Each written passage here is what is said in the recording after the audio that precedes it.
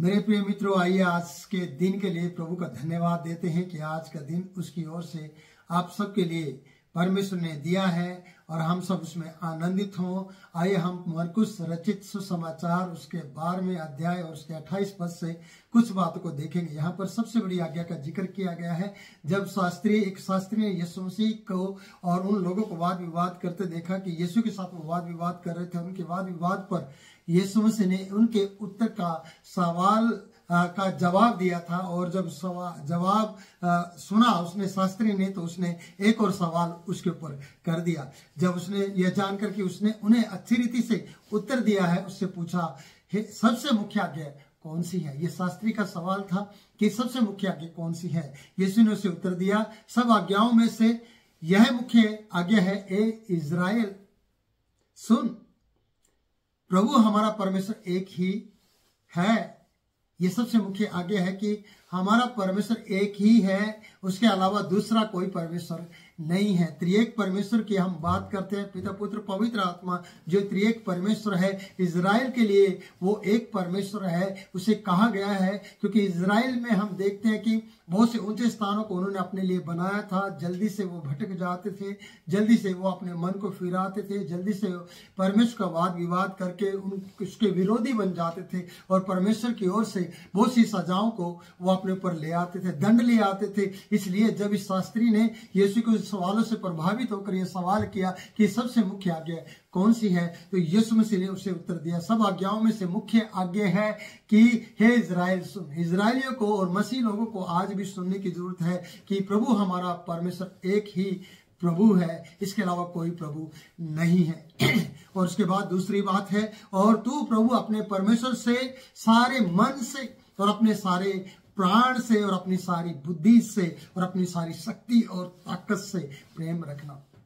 देखना, जब एक प्रभु से प्रेम करने की बात आती है प्रियो, तो प्रभु यीशु मसीह ने इस प्रकार से बताया कि अपने परमेश्वर से हम किस रीति से प्रेम कर सकते हैं। तो कहते हैं कि अपने प्रभु को अपने मन से प्रेम करना है, पूरा मन उसके लिए समर्पित करना है, पूरे मन से उसके लिए खड़ा होना है और सारे प्राण से, जो आपकी खून की ताकत है, जो आपके प्राण की ताकत है, उससे उसको प्यार करना है। उसके बाद लिखा है मन से, जो मन में असाध्य रोग लगे हैं, जो मन हमें इधर उधर भटकाता रहता है, उसको परमेश्वर की ओर लगाना है, उस मन से प्यार करना और अपनी सारी बुद्धि से उसे प्यार करना है कि ये बुद्धि इधर उधर की बातों की बजाय परमेश्वर की ओर लगे और उससे प्यार करना। और सारी शक्ति, जो हम व्यर्थ कामों में अपनी शक्ति, अपनी सामर्थ्य को, अपनी ताकत को लगाते हैं, वो परमेश्वर के लिए इस्तेमाल करना है, तो उससे प्रेम करना है। ये सारी बातें मन से, सारे प्राण से, सारी बुद्धि से और अपनी सारी शक्ति से, ताकत से परमेश्वर से प्यार करना है। ये शास्त्री को प्रभु यीशु मसीह ने उत्तर दिया। और दूसरी यह है, पहली आज्ञा ये थी, दूसरी आज्ञा ये है कि तू अपने पड़ोसी से अपने समान प्रेम रखना। इससे बड़ी और कोई आज्ञा नहीं है। प्रियो, स्वर्ग का परमेश्वर ने अपने पुत्र को भेजकर इस जगत को अपना पड़ोसी समझते हुए अपने पुत्र के द्वारा हमें प्रेम किया है।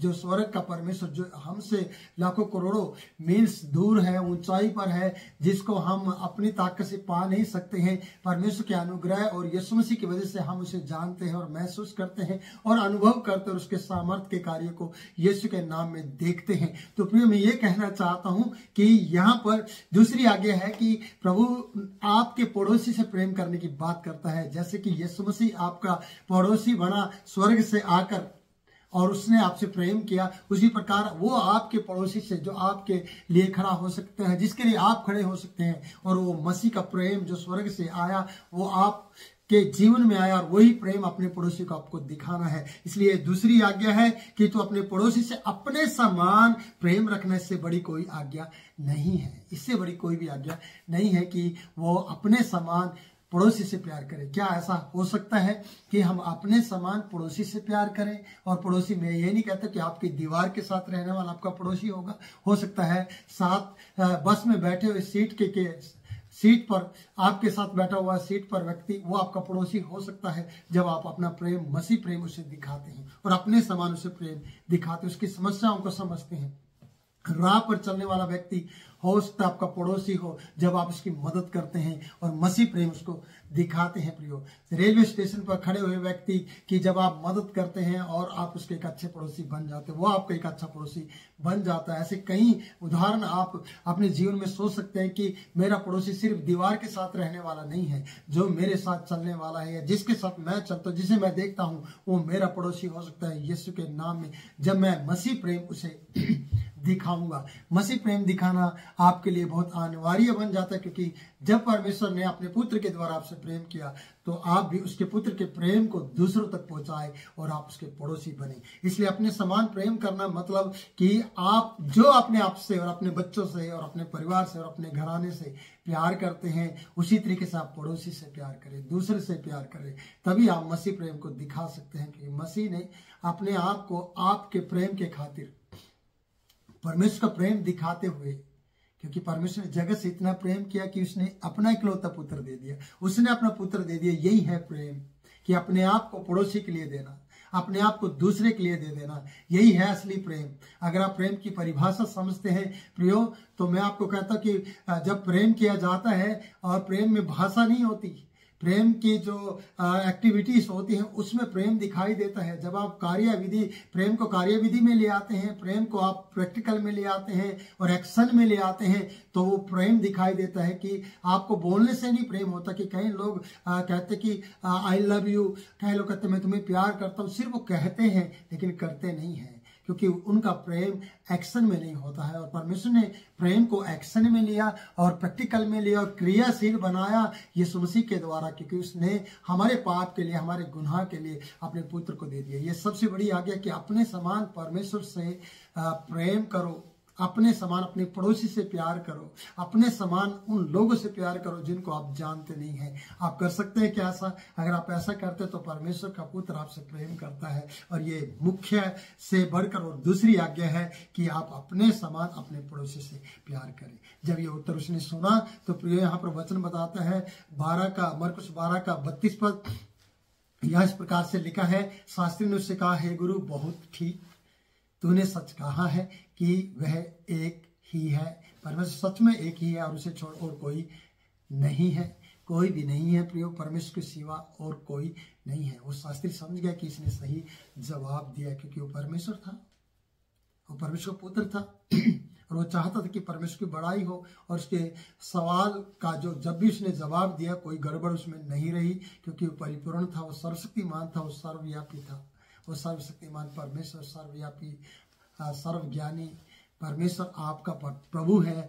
इसलिए यहाँ पर लिखा है 33 पद में आते हैं, और उससे सारे मन और सारी बुद्धि और सारे प्राण और सारी शक्ति के साथ प्रेम रखना और पड़ोसी से अपने समान प्रेम रखना, ये सारे होम बलियों और बलिदानों से बढ़कर हैं। होम बलियों और बलिदानों से बढ़कर है। कई बार आप बलिदान चढ़ाते होंगे, कई बार आपने बहुत से होम बलि चढ़ाए होंगे, लेकिन आपके दिल में ना तो परमेश्वर के प्रति, ना पड़ोसी के प्रति, ना परिवार के प्रति, ना पास्टर के प्रति, ना किसी और के प्रति, ना पत्नी के प्रति, ना पति के प्रति, ना बच्चों के प्रति कोई प्रेम है। बल्कि आप बलिदान चढ़ाने वाले हैं, भेंट देने वाले, दान दशवांश देने वाले व्यक्ति, लेकिन आपके अंदर प्रेम नहीं है। सिर्फ आप आज्ञा मान रहे हैं लेकिन आप प्रेम नहीं करते।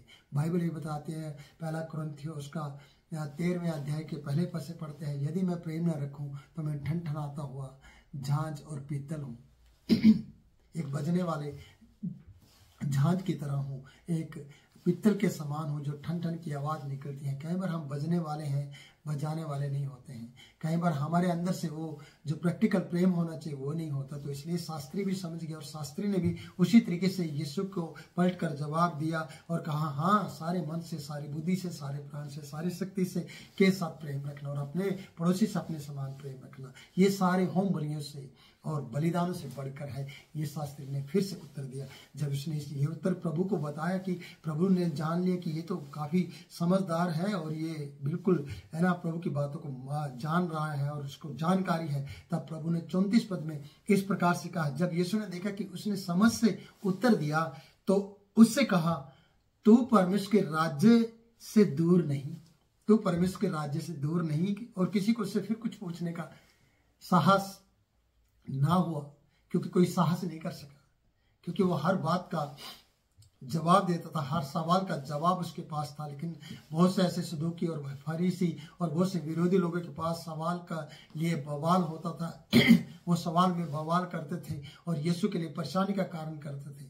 लेकिन जब समझदारी से आप यीशु को पूछना चाहते तो सचमुच में आपकी समझदारी के साथ ही आपकी समझ के अनुसार प्रभु सही उत्तर आपको देगा। और वो क्योंकि वो परमेश्वर का पुत्र है। और जब जब आप उससे पूछते हैं, जब भी आज अगर आप विश्वासी जन हैं, पासवान हैं, सेवक हैं, आप जब भी घुटने टेक कर परमेश्वर के सामने कुछ मांगते हैं और पूछते हैं तो वो आपको प्रार्थना का उत्तर जरूर देता है, क्योंकि परमेश्वर का पुत्र का काम है कि आपकी प्रार्थना का उत्तर दिया जाए। प्रियो, मैं चाहता हूं कि आप प्रार्थना में बने रहें और आप उस पर भरोसा करते रहें और आप उसकी हर एक बात को नजरअंदाज ना करें, बल्कि उसके पर ध्यान दें, क्योंकि आपका ध्यान करना और आपका वचन बोलना उसको भाने पाए।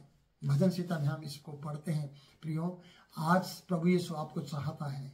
अगर आप सवाल पे सवाल करते हैं तो कई बार आपके जीवन में बवाल खड़ा हो जाता है। आप सवाल की बजाय परमेश्वर से अपने सवालों के उत्तरों को मांग कीजिए और प्रार्थना कीजिए कि परमेश्वर आपको किसी के सवाल के सामने आने ना दे और आप प्रभु की जानकारी रखिए। बस प्रेम करना सीखिए, बस उसकी आज्ञा मानना सीखिए और उसको चाहना सीखिए। और उसकी आज्ञा क्या है? अपने पड़ोसी को अपने समान प्रेम करना।